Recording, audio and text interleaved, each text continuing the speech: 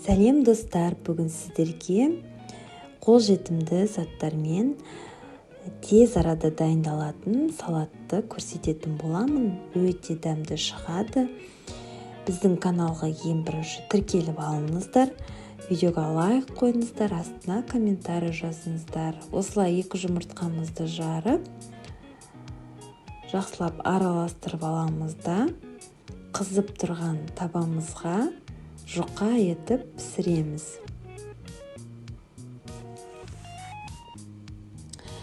Міне біздің жұмыртқамыз дәл осылай етіп пісіп шығады. Енді бұны тарелкамызға салып алып, суытып қойып қоямыз.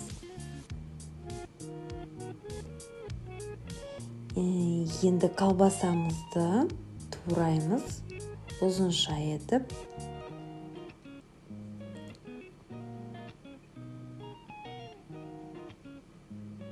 Дәл осы видеодағыдай етіп колбасалардың барлығын турап аласыздар. Астына описанияға грамдарын барлығын көрсететін боламын. Сол бойынша жасап шығыңыздар. Енді қиярымызды осы видеодағыдай етіп турайсыздар. Бірінші дөңгелек қылдырып турап аламыз. Енді дәл колбаса сияқты ұзынша етіп тураймыз.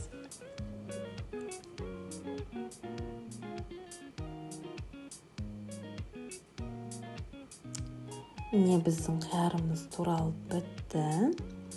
Енді капустамызды да турап аламыз.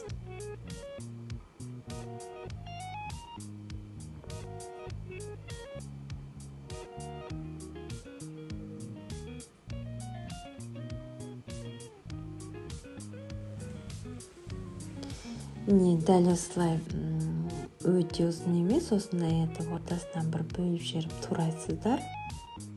Енді осы капустамызды ыдысқа салып, жақсылап отырып, қолымызбен мыжып аламыз, жұмсақ болу үшін.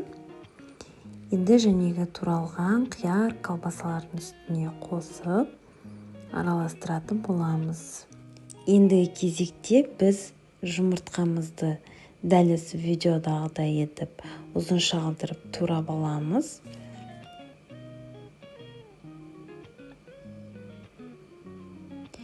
Енді жәнегі ыдысымызға салып, үстіне дәміне қарай тұз қосамыз.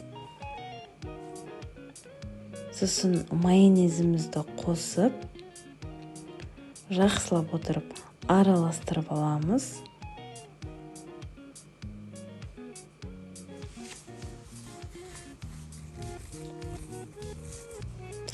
Міне біздің салатымыз дайын болды.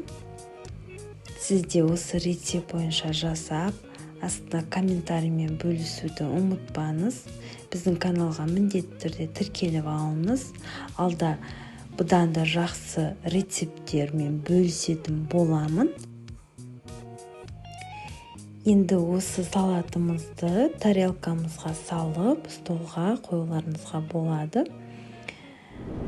Сіздерге сәттілік.